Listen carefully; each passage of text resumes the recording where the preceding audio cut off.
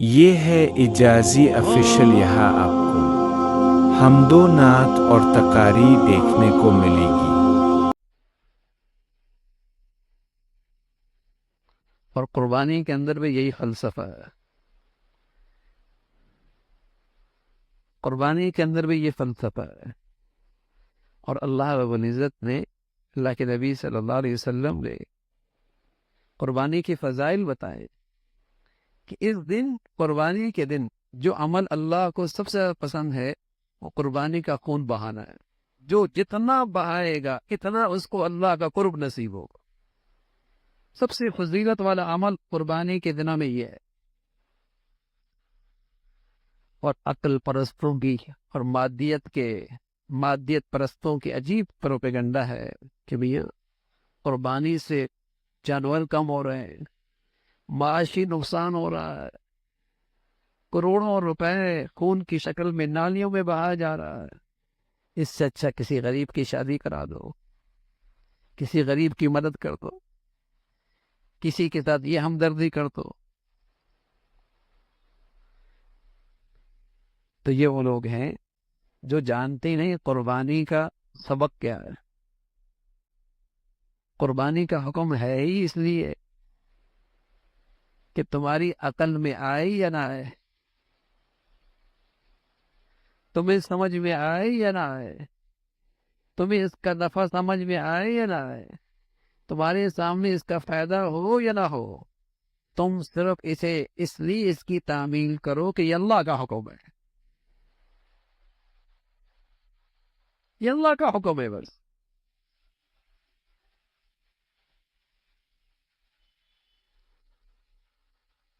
مادی نفع کے لیے تھوڑی کر رہے ہیں۔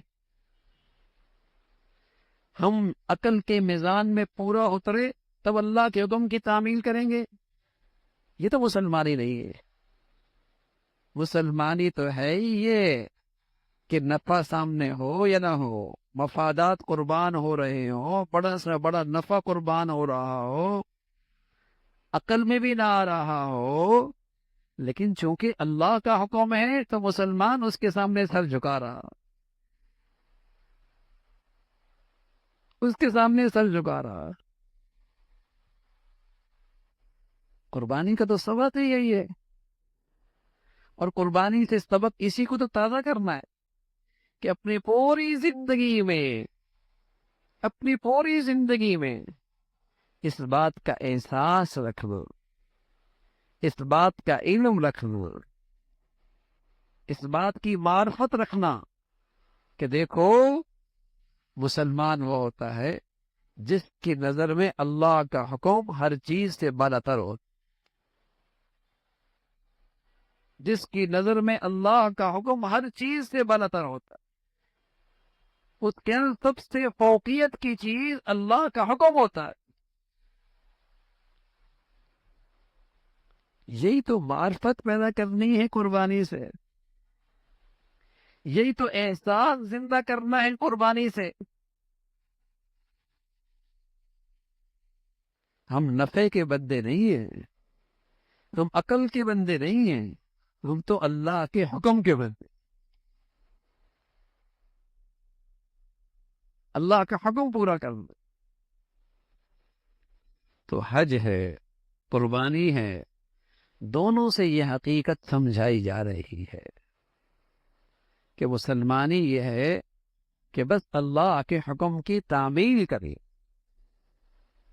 اس کا نفع، اس کا فائدہ، اس کی مصلحتیں، اس کی حکمتیں عقل کے پیمانے پر، میزان پر پورا اترے یا نہ اترے، ہم نے اللہ کا حکم پورا کر۔ اور ہر عبادت کا اپنا موقع ہوتا ہے، ایک محل ہوتا ہے۔ کوئی کہتا ہے میں نماز نہیں پڑھتا، بچیوں کی شادی کرا دوں گا۔ یہ بچیوں کی شادی کرا دو گے اس کا ثواب الگ ہے، لیکن نماز کا فریضہ الگ ہے۔ کوئی کہتے میں روزہ نہیں رکھ سکتا، اس کے بدلے میں صدقہ خیرات کر دوں گا۔ ارے میاں صدقہ خیرات کا بھی ثواب ملے گا، لیکن روزے بھی فرض ہے۔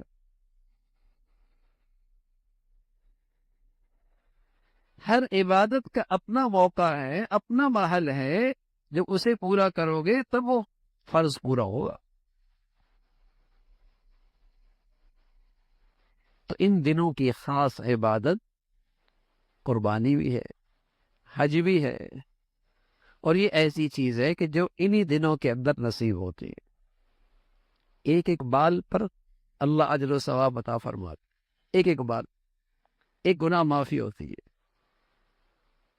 اور خون گرنے سے پہلے اللہ رب العزت کے ہاں قربانی قبول ہو جاتی ہے۔ ایک ایک بال پر ایک خطا معاف ہو رہی ہے، کتنے کا نفع ہے۔ اور یہ عبادت آپ پورے سال پھر حاصل نہیں کر سکتے، صدقہ دے سکتے، خیرات کر سکتے،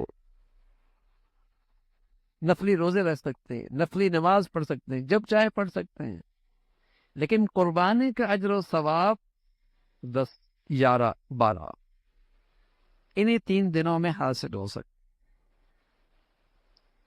تو مسلمان اس فضیلت کو بھی بہت سعادت سمجھ کے حاصل کر، اور کثرت سے مسلمان قربانیاں کر۔ خود اللہ کے نبی صلی اللہ علیہ وسلم نے قربانیاں فرمائی، اور وہ فرمائی